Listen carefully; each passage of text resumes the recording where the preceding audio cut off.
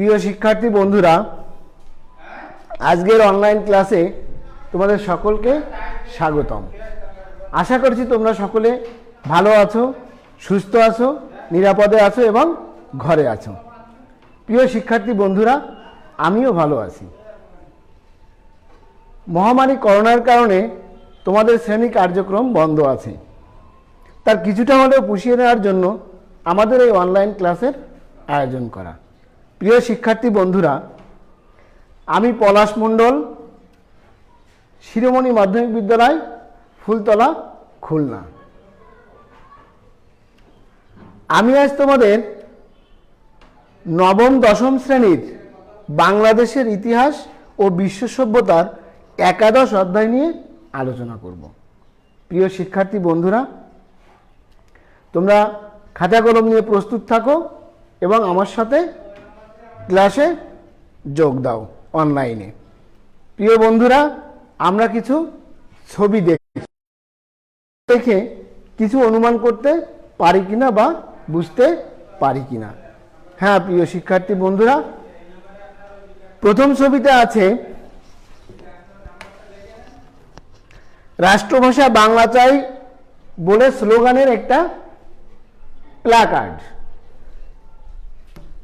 দ্বিতীয় চিত্রে আছে কিছু মানুষ বিভিন্ন ভাবে আন্দোলনরত অবস্থায়, তাদের উপর কেউ গুলিবর্ষণ করছে।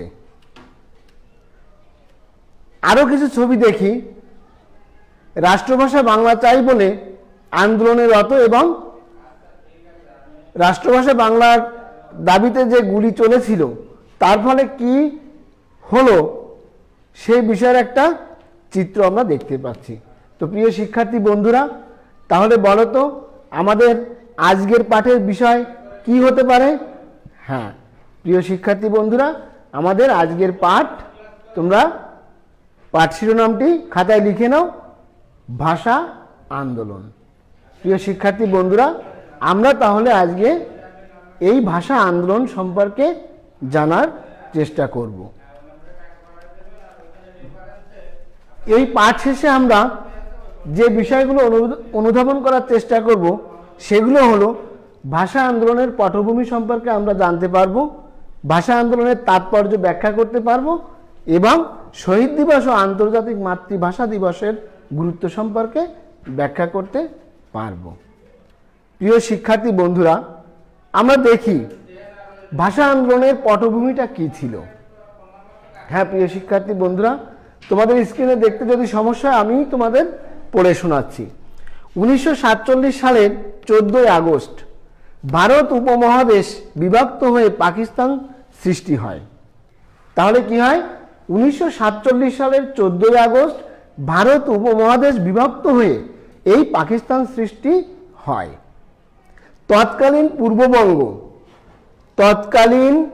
তৎকালীন পূর্ববঙ্গ পাকিস্তানের একটি অংশে পরিণত হয়। পাকিস্তানের দুইটি অংশের মধ্যে ইতিহাস, ঐতিহ্য, ভাষা, সংস্কৃতি কোনো কিছুরই মিল ছিল না। প্রায় 1000 মাইল ব্যবধানে পশ্চিম পাকিস্তান ও পূর্ব পাকিস্তান, অর্থাৎ পূর্ব পাকিস্তান বর্তমান বাংলাদেশ, দুটি ভূখণ্ডকে এক করা হয় শুধুমাত্র ধর্মের কারণে। ফলে পাকিস্তান নামক এই নতুন রাষ্ট্রের শাসক গোষ্ঠী প্রথমেই বাঙালিকে শোষণ করার কৌশল হিসেবে বাংলা ভাষার উপর আঘাত আনে। প্রিয় শিক্ষার্থী বন্ধুরা, আমি আর একবার তোমাদের পড়ে শোনাচ্ছি। ভাষা আন্দোলনের যে পটভূমি সেটা আমরা কতটুকু বুঝতে পারি তার জন্য আমি তোমাদের আরো একবার পড়ে শোনাচ্ছি। 1947 সালের 14 আগস্ট ভারত উপমহাদেশ বিভক্ত হয়ে পাকিস্তান সৃষ্টি হয়। তৎকালীন পূর্ববঙ্গ পাকিস্তানের একটি অংশে পরিণত হয়। পাকিস্তানের দুইটি অংশের মধ্যে ইতিহাস, ঐতিহ্য, ভাষা, সংস্কৃতি কোনো কিছুরই মিল ছিল না। প্রায় 1000 মাইল ব্যবধানে পশ্চিম পাকিস্তান ও পূর্ব পাকিস্তানের মধ্যে, পূর্ব পাকিস্তান অর্থাৎ বর্তমান বাংলাদেশ, এই দুইটি ভূখণ্ড এক করা হয় শুধুমাত্র ধর্মের কারণে। প্রিয় শিক্ষার্থী বন্ধুরা, ফলে পাকিস্তান নামক এই নতুন রাষ্ট্র শাসক গোষ্ঠী প্রথমেই বাঙালিদের শোষণ করার কৌশল হিসেবে বেছে নেয় আমাদের বাংলা ভাষাকে। প্রিয় শিক্ষার্থী বন্ধুরা, আমরা একটা ছবি দেখতে পাচ্ছি এবং তিনি কি করছেন? জনসম্মুখে ভাষণ প্রদান করছেন। ইনি কে? তোমরা কি তাকে চেনো? হ্যাঁ প্রিয় শিক্ষার্থী বন্ধুরা, তোমরা অবশ্যই তাকে চেনো। ইনি হলেন তৎকালীন পাকিস্তানের গভর্নর মোহাম্মদ আলী জিন্নাহ, যাকে বলি কায়দে আজম মোহাম্মদ আলী জিন্নাহ। তিনি কি করলেন? 1948 সালের 24শে মার্চ তৎকালীন রেসকোর্স ময়দান অর্থাৎ বর্তমান সোহরাওয়ার্দী উদ্যানে ঢাকা বিশ্ববিদ্যালয়ের এক সমাবর্তন Urdu and Urdu shall be the state language of Pakistan, অর্থাৎ উর্দু এবং উর্দুই হবে পাকিস্তানের একমাত্র রাষ্ট্রভাষা। প্রিয় শিক্ষার্থী বন্ধুরা, আমরা এ সম্পর্কিত একটি ভিডিও চিত্র দেখার চেষ্টা করি। তোমরা দেখো, দেখে কিছু বুঝতে পারো কিনা।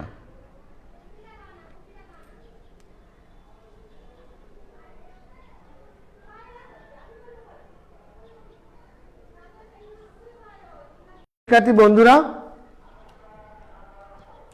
আমরা এই ভাষণের মাধ্যমে বুঝতে পারলাম যে কায়দে আজম মোহাম্মদ আলী জিন্নাহ তিনি এই পাকিস্তানের উপর, বিশেষ করে ভাষার উপর প্রথম যে আঘাত আনেন, তিনি কখনোই এই বাংলা ভাষাকে পাকিস্তানের রাষ্ট্রীয় মর্যাদা দিতে, স্বীকৃতি দিতে চাননি।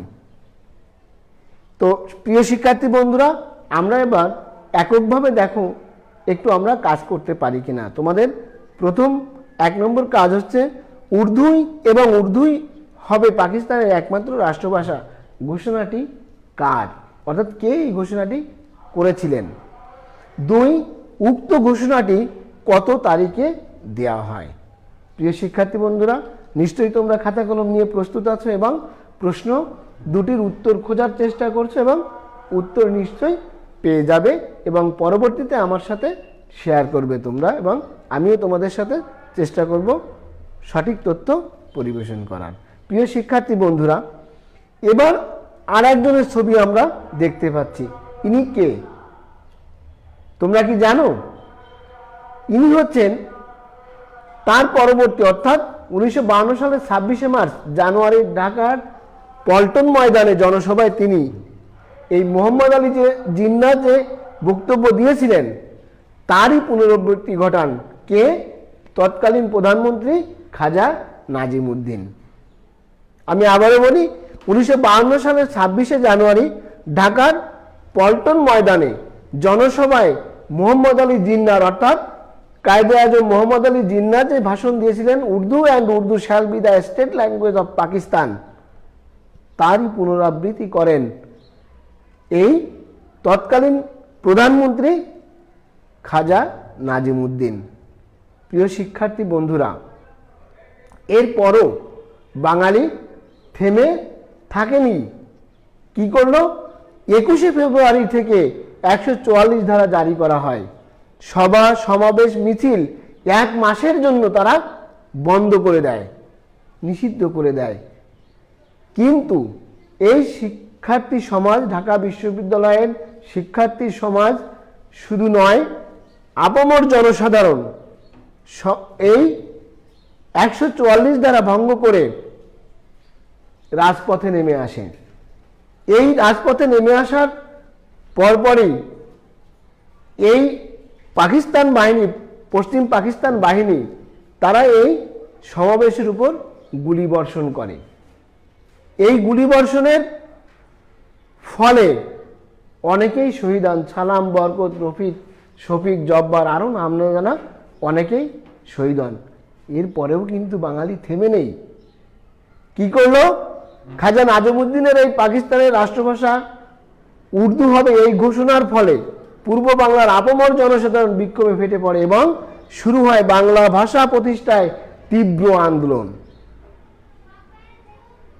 প্রিয় শিক্ষার্থী বন্ধুরা, 144 ধারা ভঙ্গ করে ঢাকা বিশ্ববিদ্যালয়ের শিক্ষার্থীরা সাধারণ মানুষের প্রবল আন্দোলনের মুখে পাকিস্তানের জাতীয় পরিষদে বাংলাকে পাকিস্তানের অন্যতম রাষ্ট্রীয় ভাষা হিসেবে স্বীকৃতি দেওয়ার স্বীকৃতি দেয়। এই আন্দোলনে নারীদের ভূমিকা কিন্তু কিছু কম ছিল না, সেটা আমরা জানি। আরেকটা তথ্য হচ্ছে আদেল উদ্দিন আহমেদের দেওয়া সংশোধনী প্রস্তাব অনুযায়ী উর্দুর পাশাপাশি বাংলাকে অন্যতম রাষ্ট্রভাষা হিসেবে স্বীকৃতি দিয়ে বিল পাশ করা হয়। প্রিয় শিক্ষার্থী বন্ধুরা, 1956 সালের সংবিধানে বাংলাকে রাষ্ট্রভাষার মর্যাদা দেয়া হয়। তো প্রিয় শিক্ষার্থী বন্ধুরা, আমরা জানি এই ভাষা আন্দোলন 21শে ফেব্রুয়ারির যে আন্দোলনের ফলে ভাষা আমরা অর্জন করেছি, তা বর্তমান সময়ে একটা বিশেষ অবস্থানে আমরা পালন করে থাকি এবং বিশেষ অবস্থানে পৌঁছে গেছে, সেটা নিশ্চয়ই আমরা জানি, যেটাকে আমরা বলি আন্তর্জাতিক মাতৃভাষা দিবস। অর্থাৎ এটা কিন্তু আমাদের দেশেই সীমাবদ্ধ নেই, এটা আমাদের দেশে সীমাবদ্ধ নেই, সমগ্র বিশ্ব এই বাংলা ভাষার যে আন্দোলনের পরিপ্রেক্ষিতে ভাষা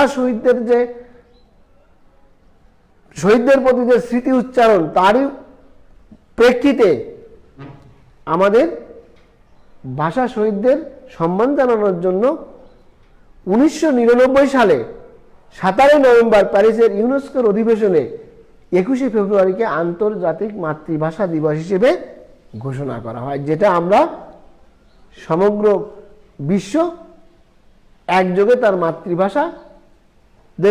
মাতৃভাষার প্রতি সম্মান প্রদর্শন করে দিনটি উদযাপন করি বিভিন্ন অনুষ্ঠানের মাধ্যমে।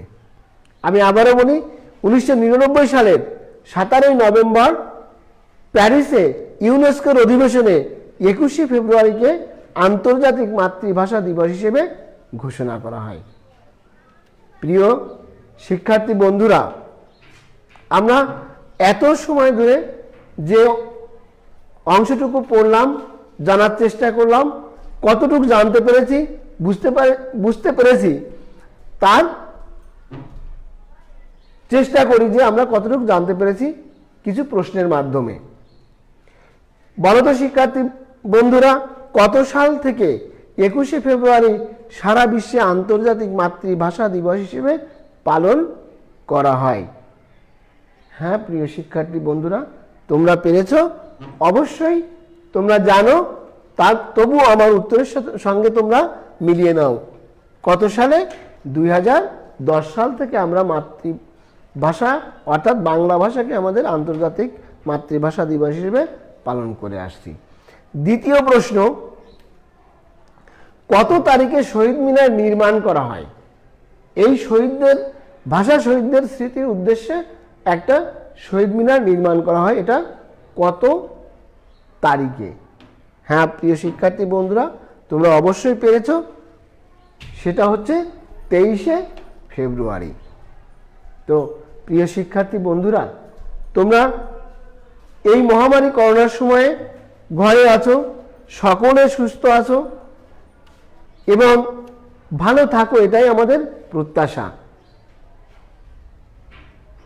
এখন তোমরা তোমাদের একটা বাড়ির কাজ তোমরা নিয়ে নাও, সেটা হচ্ছে ভাষা আন্দোলনে নারী সমাজের ভূমিকার কথা যে আমি বলেছিলাম যে তাদের ভূমিকা কিছু কম নয়, সেক্ষেত্রে তোমরা বাংলা ভাষার অর্থাৎ ভাষা আন্দোলনের নারী সমাজের যে ভূমিকা, সেই ভূমিকাটা ব্যাখ্যা করে তোমাদের খাতায় লিখে রাখবে। আগামী ক্লাসে হয়তো তোমাদের সাথে আমার এই বিষয় নিয়ে আলোচনা হবে। প্রিয় শিক্ষার্থী বন্ধুরা, ভালো থেকো, সুস্থ থেকো, নিরাপদে থেকো এবং শিরোমণি মাধ্যমিক বিদ্যালয়ের পক্ষ থেকে সকল অনলাইন ক্লাস তোমরা দেখবে, তোমরা উপকৃত হবে বলে আমি আশা করি। তো সবাইকে আবারও ধন্যবাদ জানিয়ে আমি আমার ক্লাস এখানেই সমাপ্তি ঘোষণা করছি।